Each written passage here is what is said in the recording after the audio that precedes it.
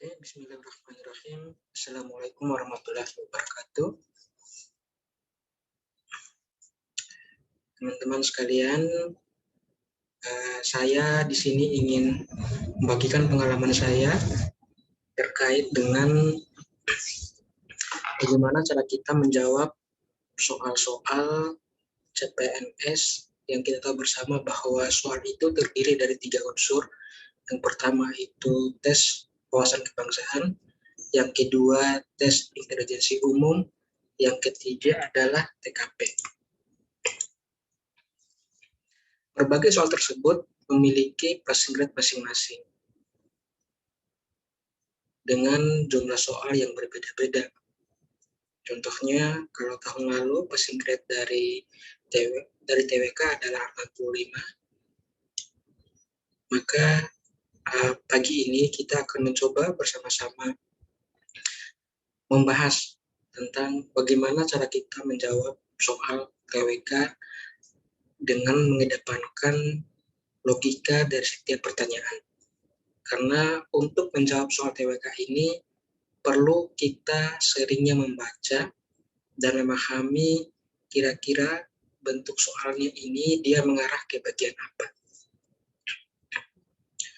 Soal TWK itu ada berbagai macam jenisnya menurut CPNS tahun 2021 ini. Salah satunya dia membahas tentang Pancasila. Kita mencoba untuk membahas pada soal yang pertama. Di soal yang pertama berbunyi, masyarakat Indonesia mempunyai cita-cita bersama yang harus diwujudkan untuk kesejahteraan rakyat. Berbagai cara dilakukan agar cita-cita tersebut dapat terwujud. Hal ini karena Pancasila berperan sebagai apa? Di sini ada 5 pilihan jawaban. Yang pertama adalah falsafah bangsa, yang kedua adalah dasar negara, yang ketiga adalah ideologi negara, yang keempat adalah cita-cita bangsa, dan poin E adalah instrumen bangsa. Untuk menjawab soal ini, kita harus memahami dulu arah Pancasila ini dari soal yang pertama, nomor 1, dia mengarah kemana.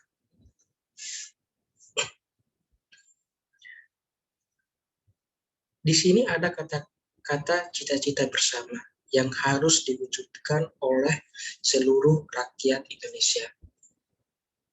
Dari soal ini, lebih kepada bagaimana Pancasila itu berperan sebagai cara berpikirnya masyarakat Indonesia. Jadi poinnya adalah yang mana kira-kira? Poin yang paling betul mengenai cara berpikir adalah ideologi negara. Jadi untuk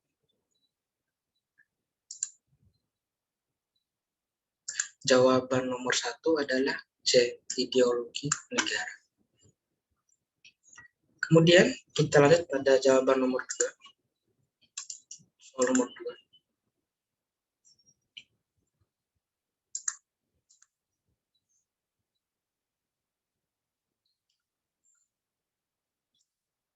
Suatu negara pasti memiliki ideologinya. Ideologi mempunyai fungsi yang sangat penting dalam menjalankan roda kehidupan suatu negara. Berikut yang termasuk salah satu fungsi ideologi. Di dunia saat ini ada 2 ideologi besar,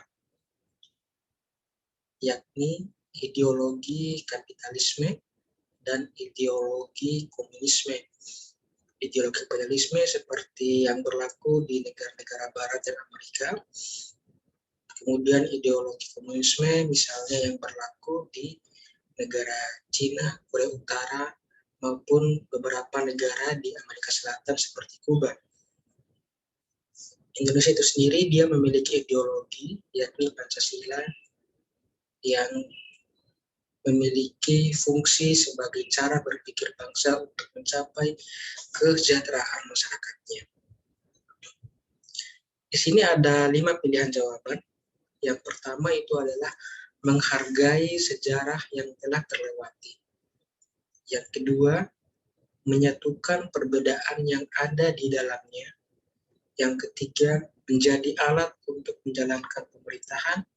Yang keempat, mengedepankan pendapat golongannya. Yang kelima, mengesampingkan ideologi lainnya. Dari soal tersebut, kita coba arahkan pada kata kunci dari pertanyaan ini.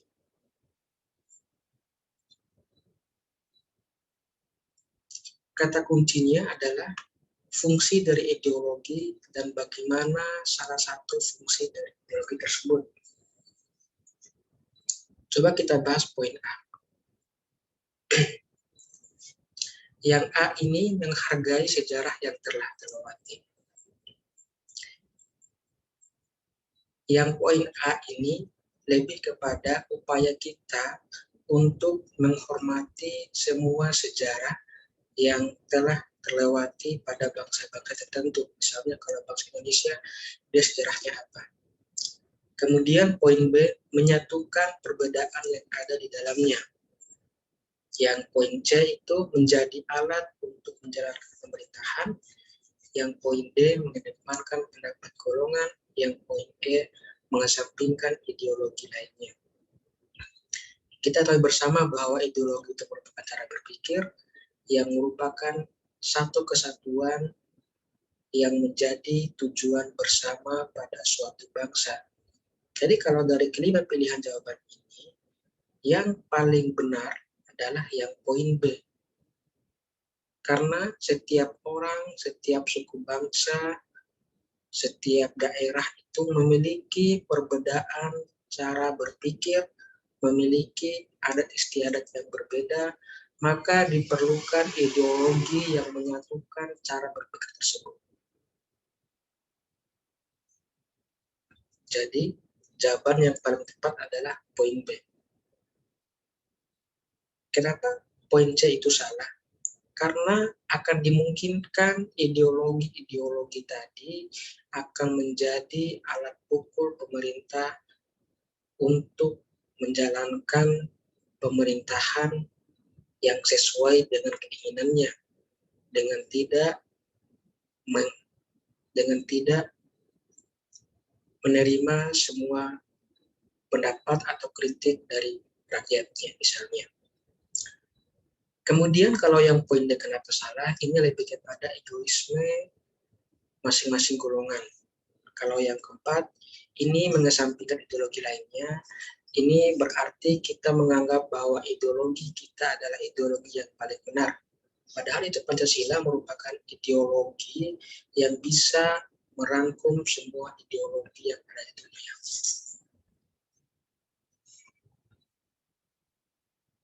Jadi jawaban yang tepat adalah yang poin E.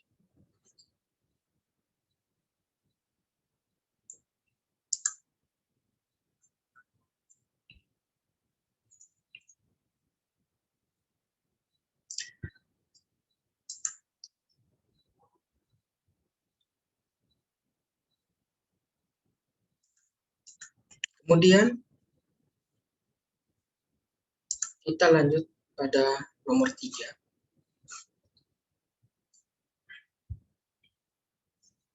Nomor 3 soalnya adalah Piagam Jakarta. Berisi perlawanan terhadap imperialisme, kapitalisme, fasisme, serta memulai dasar pembentukan Republik Indonesia. Sebelum akhirnya dijadikan sebagai pembukaan Undang-Undang Dasar tahun 1945. Naskah Piagam Jakarta disusun untuk dijadikan teks proklamasi kemerdekaan Indonesia oleh panitia yang merumuskannya adalah siapa? Yang A, BPUPKI, yang B, PPKI, yang C, Muhammad Yamin, yang D, panitia kecil, yang E, panitia 9. Ini merupakan soal hafalan kalau saya kira. Jadi kira-kira itu Piagam Jakarta disusun oleh siapa? Apakah BPUPKI, Muhammad Yamin, panitia kecil, atau panitia 9? Kita bahas bersama-sama dulu. Yang pertama, BPUPKI. BPUPKI itu merupakan badan persiapan untuk persiapan kemerdekaan Indonesia. Ini sebelum adanya PPKI. Kemudian PPKI itu merupakan suatu perkumpulan yang diketahui oleh Insinyur Soekarno dengan berbagai macam lapisan masyarakat untuk mempersiapkan kemerdekaan Indonesia. Kemudian ada Muhammad Yamin, panitia kecil, panitia 9. Jadi, kalau dari sejarah tersebut, ini sebenarnya masih masuk dalam lingkup PPKI. Tetapi untuk perumusannya dirumuskan oleh panitia 9. Ada 9 orang yang merumuskan Piagam Jakarta tersebut, yang isinya yang pertama adalah ketuhanan yang Maha Esa dan kewajiban menjalankan ibadah sesuai dengan syariat Islam bagi para pemeluknya. Yang kedua, 3, 4, dan 5 itu merupakan Pancasila yang kita kenal sekarang. Itu merupakan hasil perumusan dari panitia 9 yang diketahui oleh Insinyur Soekarno. Kemudian nomor 4, soalnya adalah peraturan yang ada di negara ini, baik yang tertulis maupun yang tidak tertulis, semuanya harus bersumber pada Pancasila. Karena Pancasila itu berfungsi sebagai apa? Jadi kalau kita lihat, kata kunci di sini adalah pada poin ini. Peraturan. Baik yang tertulis maupun yang tidak tertulis. Jadi kalau kita berbicara masalah peraturan, itu berbicara tentang apa? Apakah ideologi, apakah falsafah bangsa, apakah instrumen bangsa, dasar negara maupun cita-cita negara. Jadi kalau kita lihat pada Undang-Undang Dasar 1945 itu, dia mengatakan bahwa negara Indonesia adalah negara hukum. Pasal 1 Undang-Undang Dasar tahun 1945. Kalau kita berbicara masalah peraturan, berarti dia berbicara masalah dasar negara. Teman-teman sekalian. Kemudian yang terakhir kita mencoba membahas soal nomor 5. Soalnya adalah kedudukan Pancasila sebagai dasar negara Indonesia tercantum dalam apa? Pembukaan Undang-Undang Dasar 1945 alinea kedua, itu yang poin A. Yang poin B adalah pembukaan Undang-Undang Dasar 1945 alinea ketiga. Yang C, pembukaan Undang-Undang Dasar 1945 alinea keempat, batang tubuh Undang-Undang Dasar 1945 dan tata PPR. Soal di sini diharuskan untuk menghafal dan memahami alinea-alinea pada pembukaan Undang-Undang Dasar tahun 1945. Tentu teman-teman ingat bahwa waktu kita SD sampai waktu kita SMA, setiap hari Senin kita melaksanakan upacara bendera. Dan di situ dibacakan tentang Undang-Undang Dasar tahun 1945. Undang-Undang Dasar tahun 45 itu ada 4 alinea. Alinea pertama, kedua, ketiga, dan alinea keempat. Kalau untuk Pancasila, dia membahas pada alinea 4. Karena ada bahasanya, maka disusunlah Undang-Undang Dasar 1945 dengan berdasar kepada. Itu masuk pada yang keempat. Mulailah masuknya Pancasila kepada yang pertama, ketuhanan yang Maha Esa, yang kedua, kemanusiaan yang adil dan beradab, yang ketiga, persatuan Indonesia, yang keempat, kerakyatan yang dipimpin oleh hikmah kebijaksanaan dalam permusyawaratan perwakilan, dan yang kelima adalah keadilan sosial bagi seluruh rakyat Indonesia. Itulah teman-teman sekalian untuk pembahasan tentang Pancasila. Selebihnya teman-teman bisa belajar mandiri terkait dengan soal TWK pada aspek Pancasila. Ada banyak soal aspek TWK. Misalnya bagaimana pengamalan Pancasila kita, bagaimana kita menghadapi radikalisme. Di situ semua tercantum pada peraturan BKN yang terbaru.